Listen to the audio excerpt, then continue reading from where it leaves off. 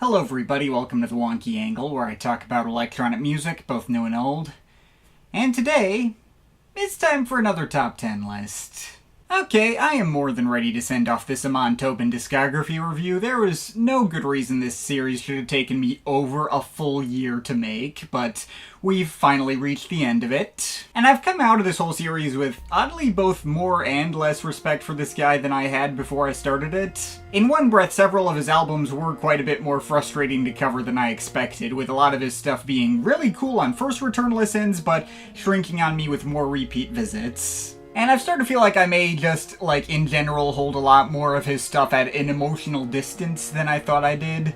Though, I do still have a lot of respect for his always unique creative vision, and I think he delivered lots of interesting ideas even on some of his least talked about projects. My relationship with his work has gotten a lot more similar to my relationship with Oudiker, where I might not get as much of an emotional hit on average, but the ideas can get so interesting and out of the box that no one else would have come up with to make up for it. It's obviously not a one-to-one parallel. Tobin's stuff is still way more immediate on average than Oudiker, while their stuff has much more of a tendency to grow on me over time, but it is interesting there's as much of a parallel there for me as there is, given how they sound absolutely nothing like each other. Now, I know I said in one of these previous videos that I didn't want to do top 10 tracks lists like this anymore, but yeah, if it wasn't obvious, I changed my mind on that. At the end of this series, I felt like it might be more fun for me to sum up Tobin's catalog through my feelings on his individual tracks rather than ranking his albums. Felt like that would make for a more interesting discussion. I did already loosely go over my rationale for this at the end of the odds and ends video, though that video ended up kinda tanking and a lot of people skipped over it, so to reiterate, what I actually didn't like about making top 10 tracks videos more recently was the fact that they would usually be immediately followed by an album ranking video at the end of a discography review. And I feel like when I did that, it got to be overkill. Not only further wearing me out on the given artist in question, but also lessening the impact of the top 10 videos and reducing them to basically just extra filler content, I guess. I always had more fun making top 10 tracks lists in the days before I did album rankings, since they were just the capstone at the end of any given series on their own. I feel like there's always going to be more artists out there who I think will be more interesting to talk about from a standpoint of individual tracks for this format to stick around, so yeah, I think it's going to work a lot better if I only do one or the other going forward instead of both a top 10 and a ranking at the end of each series. So yes, that does mean I'm actually not going to make a video dedicated to ranking Amon Tobin's albums. Truth be told, at the end of going through this whole series, I realized that I didn't actually have super strong feelings on how his albums compared to one another. A lot of them hit very similar levels of enjoyment, even if there was a vague gradient to it. I suppose for those who might be curious as to how I would rank his albums, I can provide a quick mini ranking of his albums without any commentary. I'll even include the albums under other names, because there are no side projects, as you like to say around the No Mark era. I wouldn't take this ranking too seriously. A lot of these placements could just easily change and switch around depending on my mood, but this is about how my personal ranking would go right now.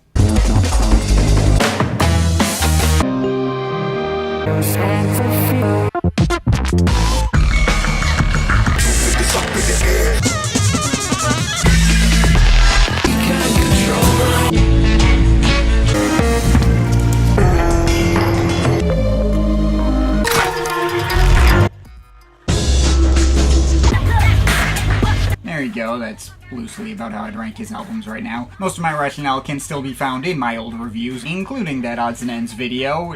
Once again, that did really underperform, so I would highly recommend watching that one if you wanted to know more about those other not really side projects, which I do think all have their parts worth checking out and talking about. There's some good stuff in all of them, and the distance and quality between the bottom spot of that ranking and, even the top 5 or so is not even close to as pronounced as you'd think.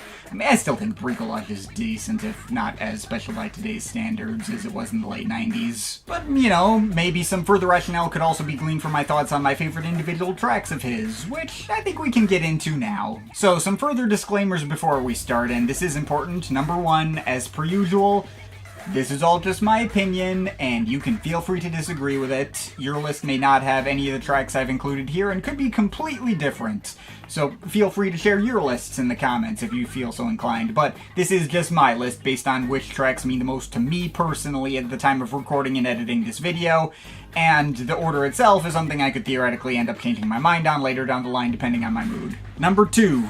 Yes, I do use the words song and track interchangeably, as you can see from the video title. Lots of people have complained to me about this over all the years I've been doing this channel. Certain people believe very strongly that songs absolutely need to have vocals to qualify as such, though A, I don't see any reason why instrumental songs can't be a thing. That's a perfectly common way to refer to them. And B, I feel like the people who complain the loudest about this seem to take the word song as an insult, as if to say that it's a lower art form for the uneducated mainstream masses or something, which comes off really damn head-ass. I don't believe for a second that anyone was genuinely confused by what the titles of these videos meant. Even the people complaining knew damn well what top 10 songs is supposed to mean, even for a primarily all-instrumental artist. And of course, I'm not here to advertise Amon Tobin as if he makes, like, mainstream top 40 pop music. He makes soundtracks for car commercials. My point is, let's not be assholes about this, alright? None of this is that serious. I'm just celebrating music I enjoy and ranking it based on my own entirely subjective opinion. Okay? Cool. Let's finally get into the actual list. This is the top 10 best Amon Tobin songs, or tracks, or whatever you like, whatever. Number 10. On a Hilltop Sat the Moon, from Fear and a Handful of Dust.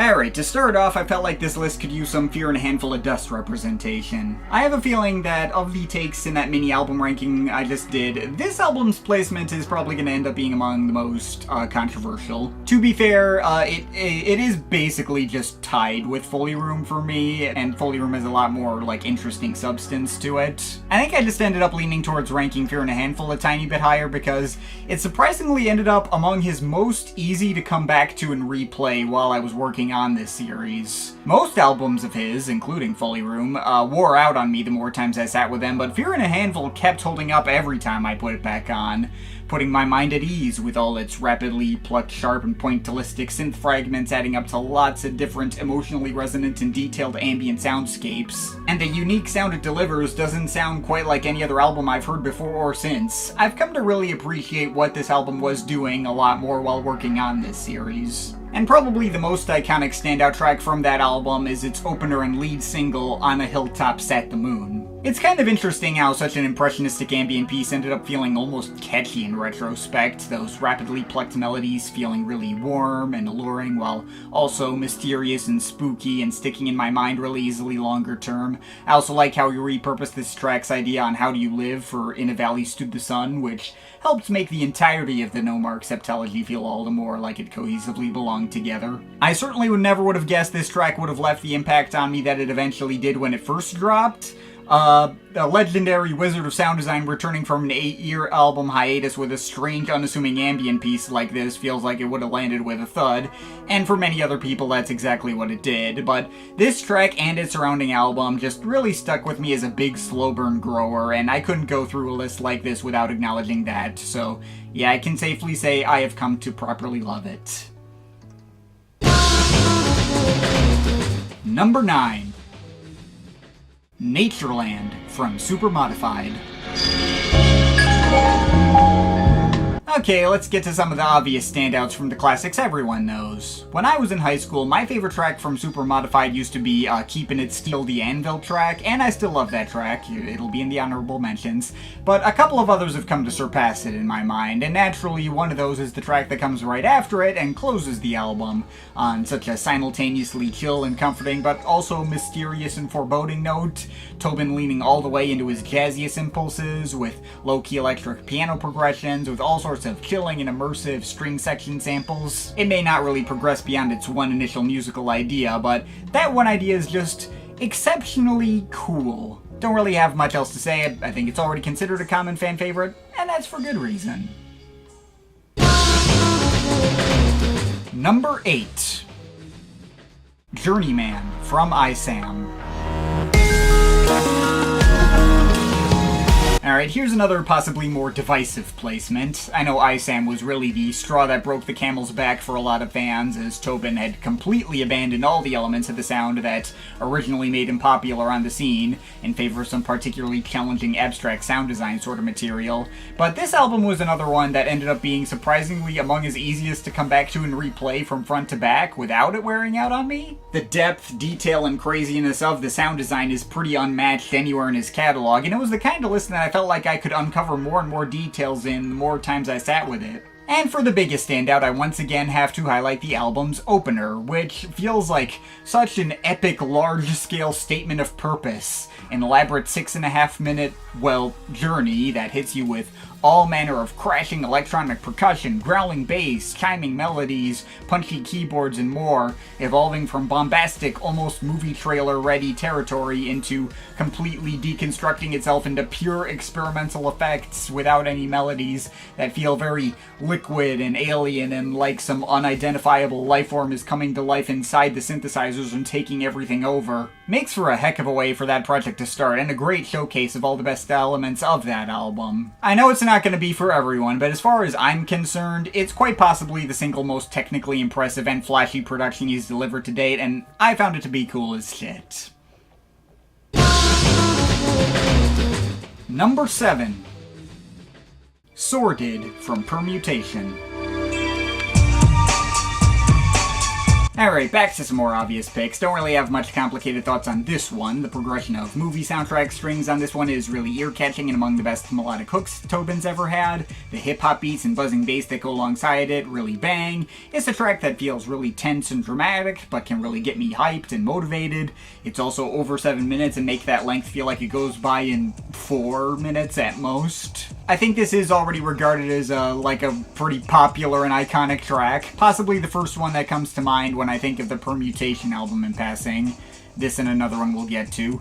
And I think its reputation is well deserved. Number 6. El Wraith from Out From Out Where. Okay, so there's several different tracks from Out Where that have about an equal claim to taking this exact spot on the list. Catch Me on a Different Day, and this could easily get swapped out for Chronic Tronic, or Searchers, or Mighty Micro People. All tracks I love for more or less the exact same kind of reasons. But I guess El Wraith just so happened to be the one that stood out to me the most on the most recent listen or two of the album, and as such it's the one I decided to highlight here. It's quite possibly the most sinister and chilling track on a consistently sinister-sounding album. This one's got a creepy but catchy guitar loop as its hook, a lot of various bass growls that feel massive and imposing, as if coming from giant kaiju hiding in the shadows or something, as well as lots of killing movie soundtrack string washes, and of course lots of tactile and organic but huge and crashing percussion samples. This is the kind of production that you can only get from Amon Tobin and can sit among some of his best work. Really says something when the album has so many other tracks that can stand about equally toe-to-toe with it. Number 5. Nova from Permutation. Amon Tobin productions can make me feel a lot of different things, but it's exceedingly rare for him to deliver any kind of feel-good vibes. This is probably the most pleasant any of his track has ever gotten, with the bossa nova guitars and upright bass going up against melancholic saxophones and dreamlike vibraphones. And of course, it doesn't feel like it's watering itself down to get to that more pleasant vibe. If anything, it feels like a welcome exhale of relief after all the darker adventures the rest of Permutation took you on, creating a sense that all these stressful things are over and done with for now, and you can just rest and take it easy. Damn criminal that certain vinyl pressings of the album moved this track over to the middle of the album instead of being the obvious album closer it was designed to be, but whatever. Still a great track in any case. Number 4. 4 Ton Mantis from Super Modified. This is another track that really snuck up on me while working on this series, and one of the most visceral, hard-hitting, and immediate bangers Tobin's ever made. The closest he's come to making something like a Chemical Brothers-style big beat banger or something, but still providing his own unique flair you can't get elsewhere with those catchy piano samples, punching through a dense mix of heavy percussion and live drum breaks piled on top of each other. Makes sense for this track to have been used in a whole bunch of trailers and stuff, since it's one of the most hype-inducing tracks he's ever made. Maybe even the most hype-inducing track.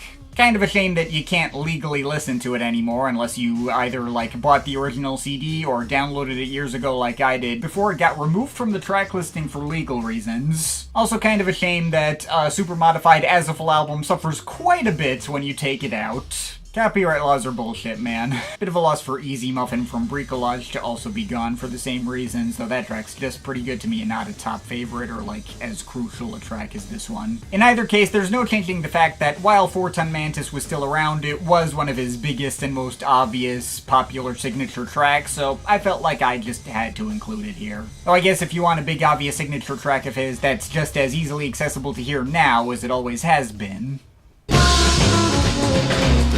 Number 3. Nightlife from Permutation.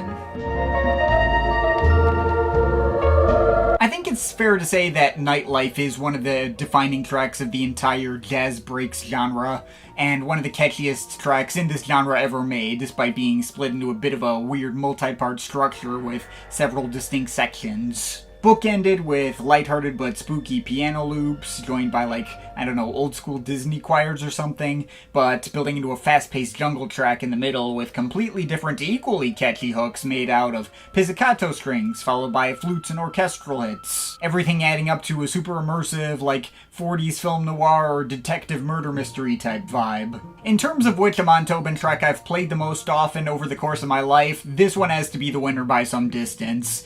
In fact, the fact that I've played it so often, especially when I was in high school, is actually the reason I didn't want to put this at number 1. There's definitely been plenty of listens I've had over the years where it just kind of bounced off me due to pure personal overexposure, but hey, when a track actively makes me want to listen to it that often to the point where I wear it into the ground, you know that's something special. If we were going by pure nostalgia, this one would probably be the top pick, but there are other tracks which have the ability to hit me on an even deeper level nowadays.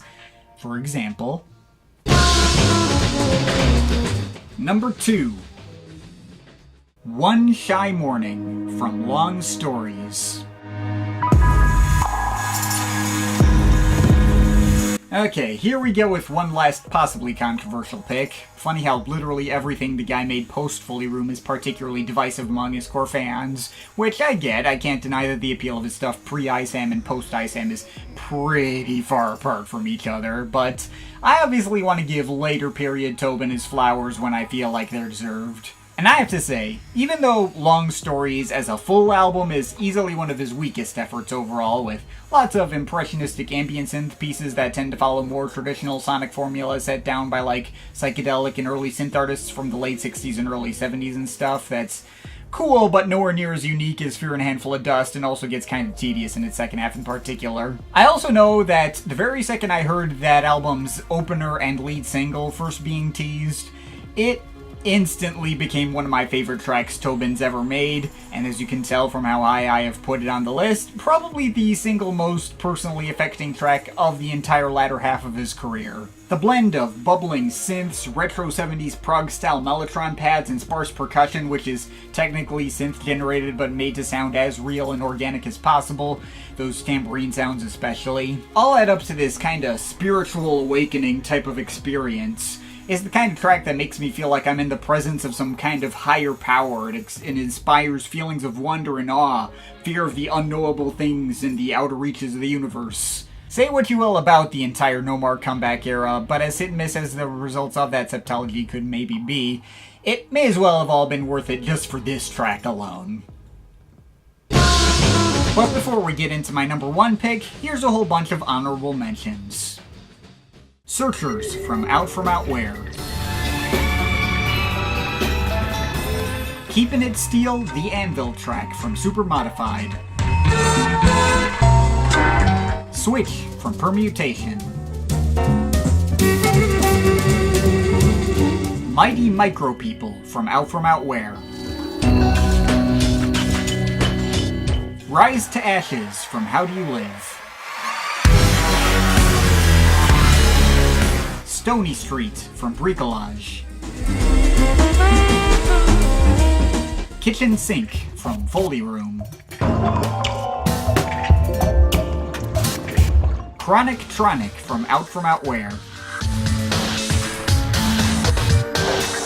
The Method from Cujo's Adventures in Foam. We got to do this. Esther's from Foley Room. Night Swim from ISAM. Cruel Like Flint from No Mark Selects Volume 1. Adrastea Contact from Dark Jovian EP. Marine Machines from Super Modified. Freeformed from Fear and a Handful of Dust. Boss Rhythm from Two Fingers Fight Fight Fight. I don't give a fuck if the bulls say no. Back to the Stars from Figueroa's The World as We Know It. How Do You Live from How Do You Live. Two Fingers Golden from No Mark Selects Volume 1. At the End of the Day from Foley Room. Alright, I think that will be plenty of honorable mentions. If you want, you can also add on the buffer music, which is this track, as well as the track I played during the intro of this video, which I did credit in the corner, but is, in case you missed it, is this one. But yeah, anyway, without any further ado, here's my favorite Amon Tobin track. Number 1. Back from Space from Out Where.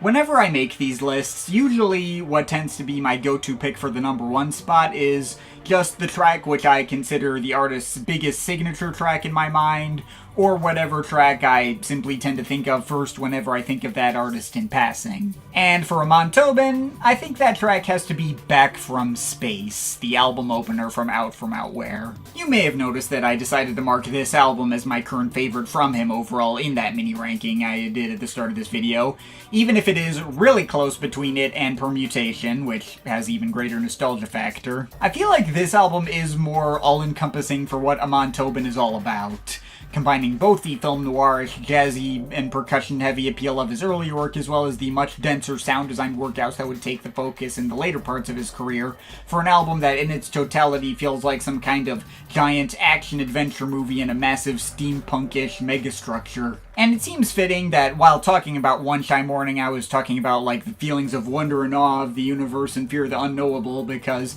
this track also invokes those kinds of feelings in me pretty easily, with more mellotron pads going up next to watery funk guitar samples, growling bass, and super heavy drum breaks that evoke like, I don't know, giant construction equipment or something, and of course those lead chiming melodies in the front, which are among the catchiest melodies Tobin's ever delivered, and certainly the catchiest on this album. The whole track feels like we're making first contact with aliens. In so many different ways, Back from Space just feels like the Amon Tobin track to me, so I felt like it was only fitting that I mark it as my favorite track he's ever made overall. So yeah, there we go. That's finally going to be everything. This series is finally freaking done. My god.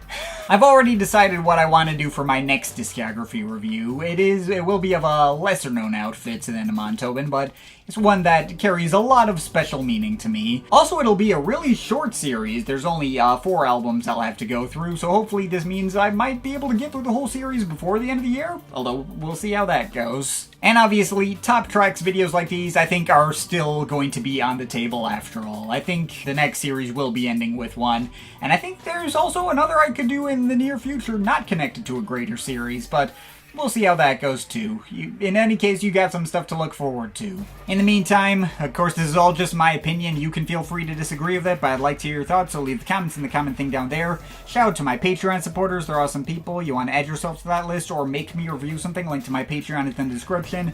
Only a few slots left, but the schedule is still open. But yeah, that's pretty much it. That's all for today. See you next time.